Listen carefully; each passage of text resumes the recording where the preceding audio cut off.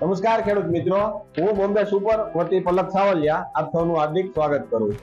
આજે આપણે વાતચીત કરવાની જે મુખ્ય પરિસ્થિતિ અત્યારે સર્જાય છે કે વરસાદ લંબાણો છે। અત્યારે વરસાદ આવી જવો છે પણ વરસાદ લંબાણો છે અને આપણી પાસે માર્કેટમાં બધી અવેલેબલ છે મગફળીની વેરાયટીઓ 120 થી 25 દિવસે પાક।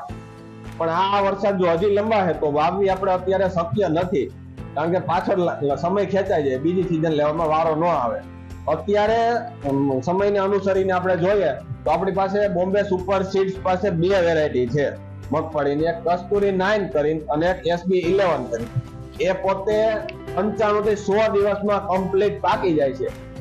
આ વેરાયટી અત્યારે વાવવામાં પણ સારી છે અને ઉત્પાદન પણ સારું છે। આ વેરાયટી વિશે આપણે વધુ માહિતી મેળવીએ આપણે બોમ્બે સુપર સીડ્સના મગફળીના બ્રીડર છે જે પોતે MSc પ્લાન્ટ બ્રીડિંગ કરેલું છે, એમની પાસે મગફળીની જ માહિતી, મગફળીનું ટૂંકમાં બ્રીડિંગ થી લઈને બધું બોમ્બે સુપરમાં સંભાળે છે, એમની પાસે આપણે મગફળીની માહિતી મેળવીએ। નમસ્કાર ખેડૂત મિત્રો, બોમ્બે સુપર વતી આજે હું હર્ષ તળાવિયા આપને અમારી મગફળીની બે જાત વિશે તમને માહિતી આપીશ। જે રીતે પલકભાઈ આપણને વાત કરી કે અત્યારે એવી પરિસ્થિતિ સર્જાણી છે કે વરસાદ ખેંચાણો છે। વરસાદ ખેંચાણો એ સ્થિતિમાં આપણે ઓછા ગાળામાં પાકતી જાતો જે આપણી પાસે બોમ્બે સુપર પાસે બે જાત છે, કસ્તુરી 9 અને SB 11 જે 11 નંબર તરીકે ઓળખાય છે।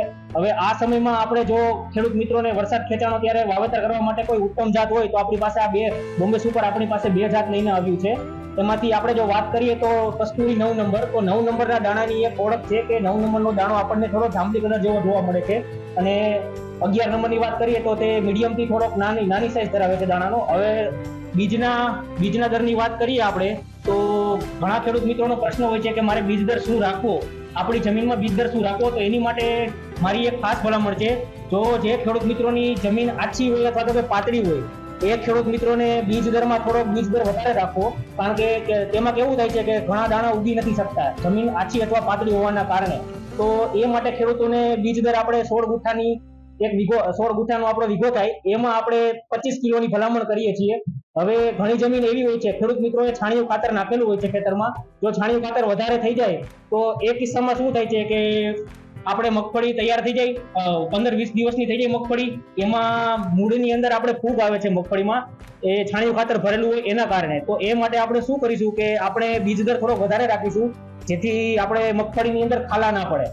એટલા માટે આપણે જો બીજ દરની વાત કરીએ તો બંને વેરાયટીમાં આપણે બીજ દર આપણે 25 કિલો આપણે ભલામણ કરીએ છીએ ખેડૂતોને 16 ગુઠાની એક વીઘાની જમીન હોય એમાં। ખેડૂત મિત્રો, હવે આપણે ઉત્પાદનની વાત કરીએ તો ઉત્પાદનમાં આ બંને વેરાયટી ખૂબ જ સારું પરફોર્મન્સ આપે છે।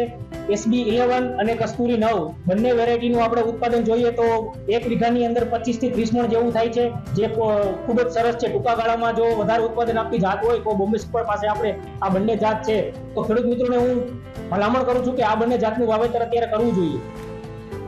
તો આપણે આની સાહેબ જાડી કેટલાની જાડીએ ખેડૂતોને વાવવાનું? હવે જો આપણે જાડીની વાત કરીએ તો બધા ખેડૂતોનો અભિપ્રાય અલગ અલગ હોય છે। ઘણા ખેડૂતો 16ની જાડીએ વાવે છે, 18ની જાડીએ વાવે છે અને 20ની જાડીએ વાવે છે, પણ 16 અને 18ની જાડીએ આનું વાવેતર કરવું એ બેસ્ટ રહેશે।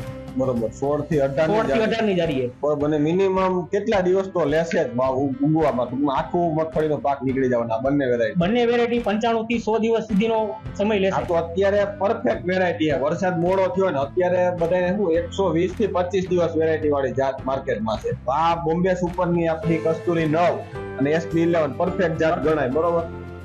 આ સમયે આપણે જો જોવા જઈએ તો અત્યારે આપણે આ વેરાયટીનું વાવેતર કરીએ તો પાછળથી આપણે જો ચણા અને ઘઉં જો વાવવા હોય ખેડૂત મિત્રોને વહેલા તો એ આપણે સરળતાથી વાવી શકીએ છીએ। તો એટલા માટે આ બંને વેરાયટીનું આપણે વાવેતર કરવું જોઈએ।